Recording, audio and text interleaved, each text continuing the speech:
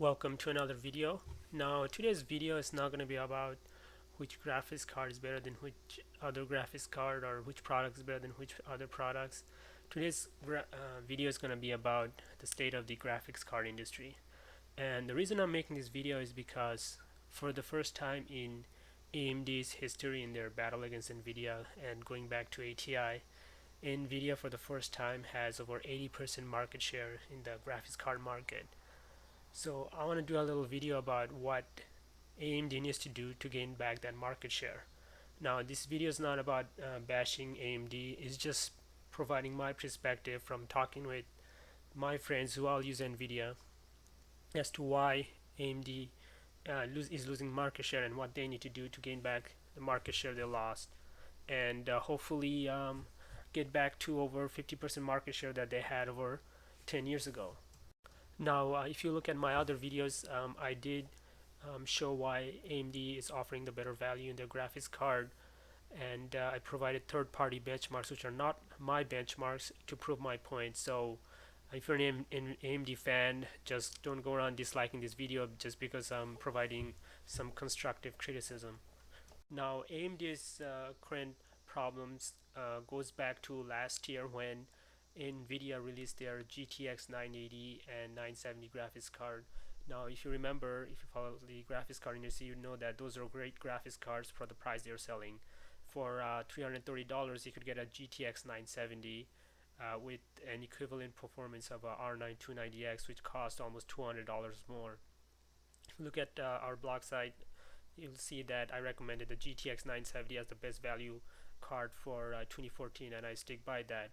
Now the problem is that AMD's management failed to counter that. They should have released the R9 300 series back in fall or at least earlier this year, especially during the time when Nvidia had that 3.5 GB fiasco. They could have easily capitalized on that, but for whatever reason, for the first time in AMD's or ATI's history, they failed to release a high-end GPU or a high-end series of GPUs in the graphics card market. And I'll show you a graph later on, or a timeline of ATI all the way up to AMD in 2013, where they released a single GPU, a high-end one, every single year.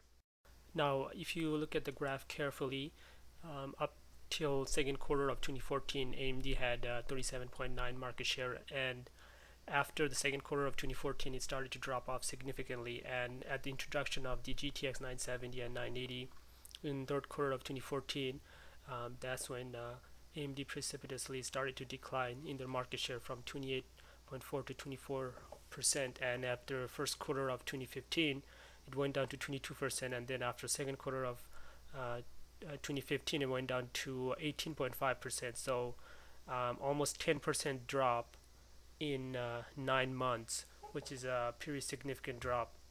Now, in this high performance graphics card market, you cannot go 9 months without losing market share. You have to release a product, a refresh or a tweak product. If you don't, you will definitely lose market share. That's a given. And here is the timeline I was talking about earlier, where ATI and AMD had been releasing single GPU graphics card ever since 2000. They went from the ATI Radeon 64 megabit back in the year 2000 all the way up to the AMD R9 290X in 2013. And for the first time in over a decade, in 2014, they did not release a single GPU high-end graphics card or a single GPU stack of graphics card like the R9 300 series, which is unacceptable in this industry. Now, what does AMD need to do to get back a market share from NVIDIA? They need to be fast and execute on their products. If you don't execute, then you can't bring products to the market and you're going to lose market share. Even ATI Technologies founder Kai Ho said that execution is important in this industry. And here is NVIDIA's take on that matter. Speed and agility at NVIDIA are extremely important. We need to be very efficient at what we do, and we need to be extremely fast at what we do. And so obviously speed by definition sounds like that, but in terms of how fast we go, we need to make sure that we are going as fast as possible, or what we like to call speed of light. Some might call that impossible. And so even if it's not possible to achieve the speed of light, the goal is to know how close we're coming to it so that we know if we're going fast from a competitor standpoint and know how you're doing or how your team is doing, so that if you're approaching the finish line, your competitor's not going to be racing down past you and you're wondering how they got there. And so if you're really good at knowing how fast you can go and what it takes to do that, speed can be an incredible weapon for yourself, and it can be used to go past your competitors. Things change all the time. Either the project changes or competitive landscape changes. And so by being very good at agility, we basically won't care if we change a project's definition. We won't care if we change the scope of a project, if we change an engineer's task on the project. So many times we're shifting teams around, we're shifting people around, we're shifting project definitions around for basically achieving the common goal of being very fast and very agile and doing whatever it takes to win at NVIDIA. Now, in that video, NVIDIA is very clear about their philosophy on bringing GPUs to the market, and that's been very simple, and that's to bring products to market fast and bring the fastest possible GPU to the market. And that's not a surprise if you've been following the industry like I have for over 20 years.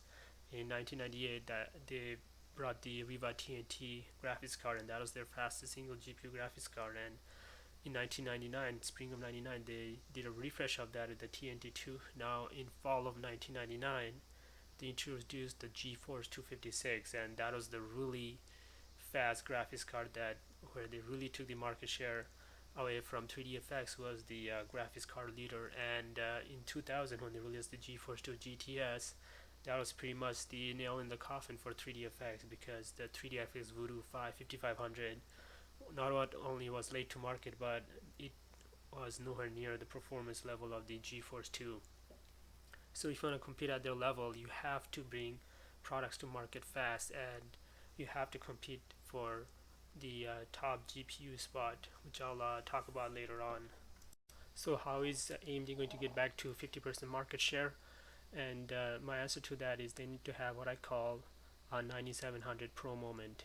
And if you've been following the graphics card market, then you'd know that the ATI Radeon 9700 Pro was one of the greatest graphics card ever made, and that was one of the catalysts that led to ATI getting over 50% market share. So now what I'm going to show you a sample of one of the benchmarks of the 9700 Pro against the GeForce 4 4600 Ti, which is the 980 Ti equivalent of NVIDIA back in 2002, and the results were nothing but stunning.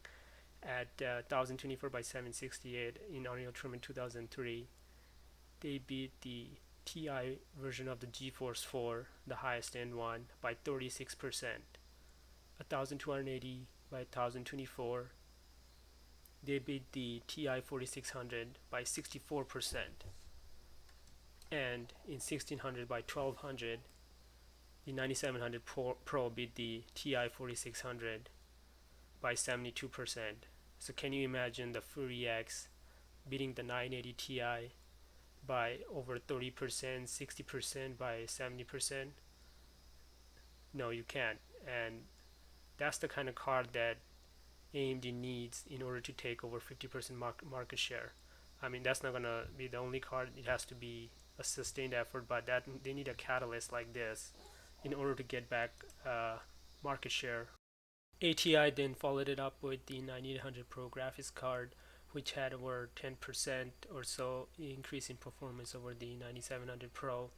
And if you look at the 5800 Ultra and compare that to the 9800 Pro, it's absolutely destroying it by beating it by almost 30 frames. So the 1500 Ultra was actually a garbage graphics card. Now in fall of 2003, ATI did release the 9800 XT, which had about 5% to 7% increase in performance over the 9800 Pro, which was released spring of that year. Now their next new architecture was the R420 architecture, and the graphics card that was based off of that was the X800 series graphics card, and that was one heck of a card. And like the previous generation, the 9700 series or the 9000 series, the X800 series blew away NVIDIA's next generation architecture, which is the 6800 Ultra graphics card. And if you look at the benchmarks in Far Cry, which is a popular game back then, at 1280 by 1024, is beating the 6800 Ultra by 37%, and at 1600 by 1200, they beat the 6800 Ultra by 40%. So we saw kind of a repeat of the 9000 series versus the 5000 series, where ATI went on top again, and this was finally their year where they finally took over their market share from Nvidia. They crossed the 50% threshold market share from Nvidia, and this was one of the rock star years. Now, as you can see from the graph here, in market share in third quarter of 2004, ATI finally crossed the 50% market threshold and had 58.5% of the graphics card market, and they kept their lead till second quarter of 2005, where they had 50.5 market share. Now, around this time, 10 years ago, that's when they started to lose their market share and went below the 50% threshold market share to 46% now.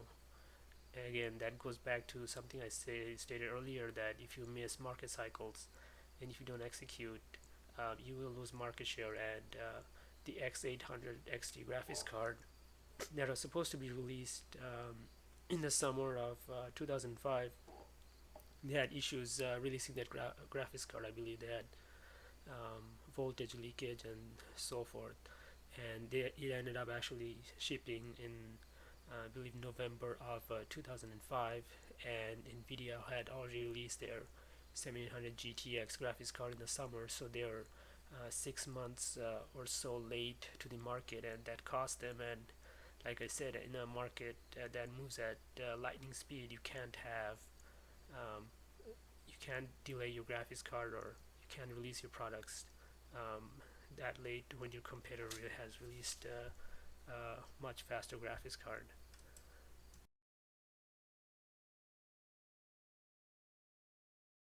Now their market share increase showed in their financial results.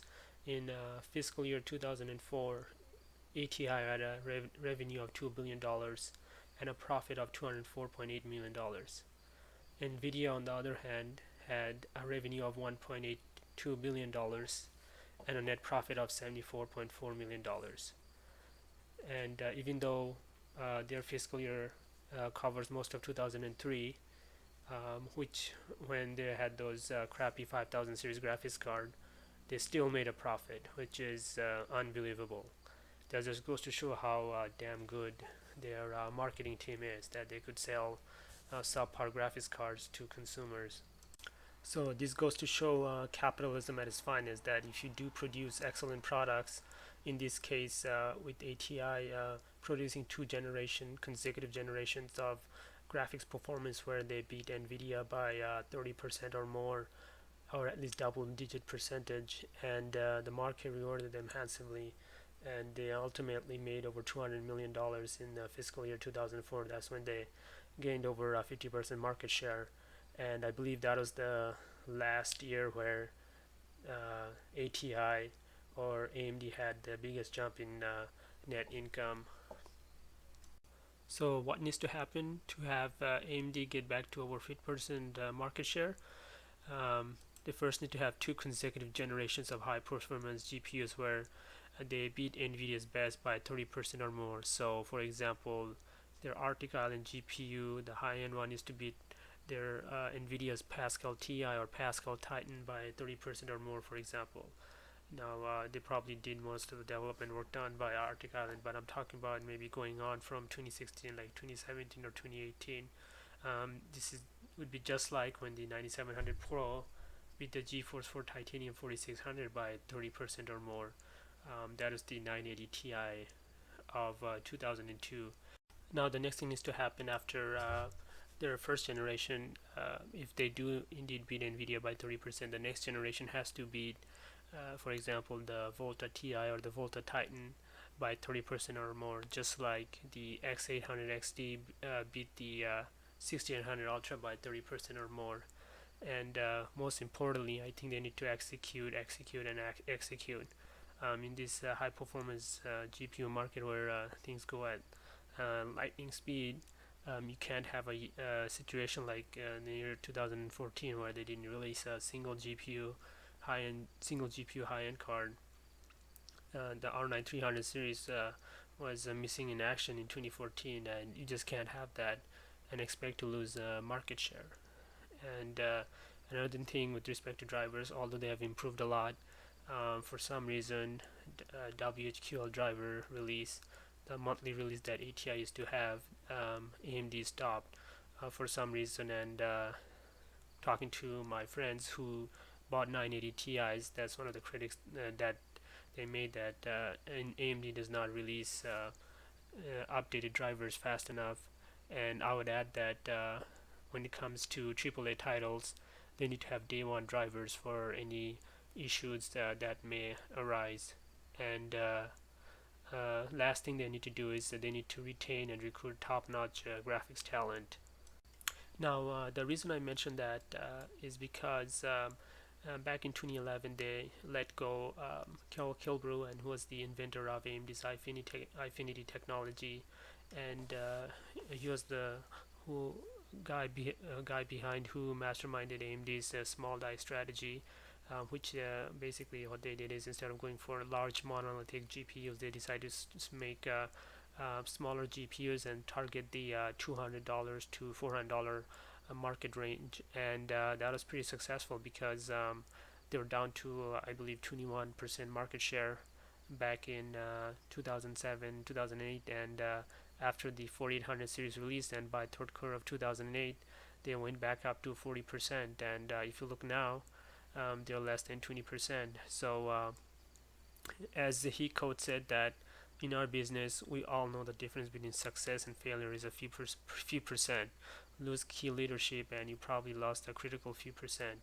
Make a graphics chip a bit too power hungry, a bit too expensive, a couple of features substandard, and even more importantly miss market cycle, and you start the downward spiral. And it's kind of ironic that he mentions market cycles because last year in 2014 they missed the fall market cycle and they did not release a stack of GPUs. The R9 300, and as I stated earlier, should have been released last fall or even this spring. And he goes on to say that it's a real shame ATI in its latter days as part of AMD through 2011 was contending against NVIDIA head to head. And he's right about that.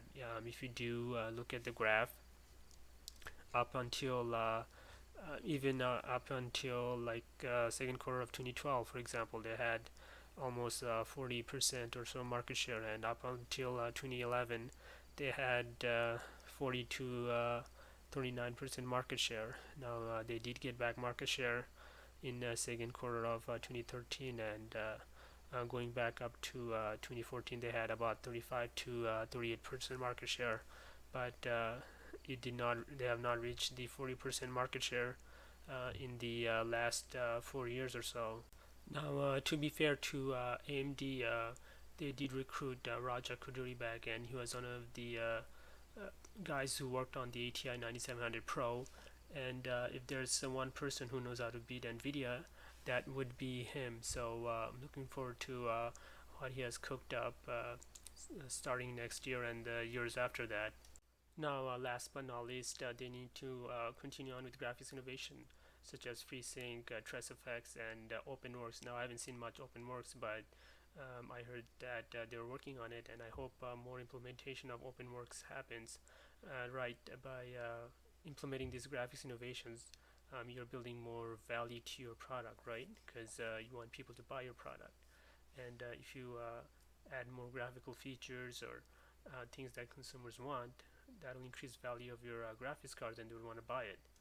So why did I make this video? Well, I'm generally interested in GPU development. I've been following the industry for almost 20 years, and I was pretty surprised that for the first time in ATI and NVIDIA's battle against each other, and later on AMD's battle against NVIDIA, for the first time ever, AMD had less than 20% market share, and also around the time of Fury X's launch, a lot of my buddies bought the 980 Ti, and I just wanted to find out why they chose the 980 Ti over the Fury X, and found out that most of them said that respect to performance, didn't see much performance improvement over the with the 980 Ti or the Fury X, and the Fury X needed to beat the 980 Ti by significant margin in order for them to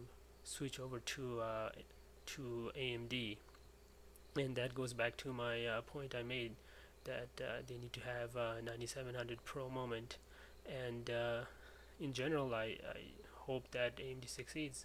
And I'm not saying that the Fury X is a bad car at 4K, is beating the 980 Ti in many benchmarks, but I think that in order to get back significant market share, in order to have a mind share, they need to have a really good Halo product. They need to beat the 980 Ti by not just a couple of percent, but they need to beat it by like 28-30%. So that's one of the observations I found. And another thing is that some complained about the memory size. The 980 Ti had 6 GB, and the Fury X had 4 GB. Now AMD can't do much about that because HBM is limited to 4 GB. So I fully understand that, but that's one perspective. And the people I talked to, they're not NVIDIA fanboys or anything. One of them actually bought a 9800 Pro back in the day, and he actually said that that's when ATI was quote unquote on top of their game, and he's right. We are now reaching photorealistic real-time graphics, and it's a great time to follow the GPU industry. And I hope that AMD sticks around for a while so that we could continue to see great graphics development, similar to um, when ATI and NVIDIA were going back and forth in the mid 2000s and prior, and the lips and bounds in graphics were amazing back then. So I hope you have enjoyed this video, and if you have been following the GPU industry, I hope this is a trip down memory lane, and I hope you give you some bit of idea how the market works. And if you like this video, feel free to subscribe and like this video. I spent quite an amount of time making this video, and feel free to leave a comment and leave your thoughts on this topic. Thanks, and have a great day.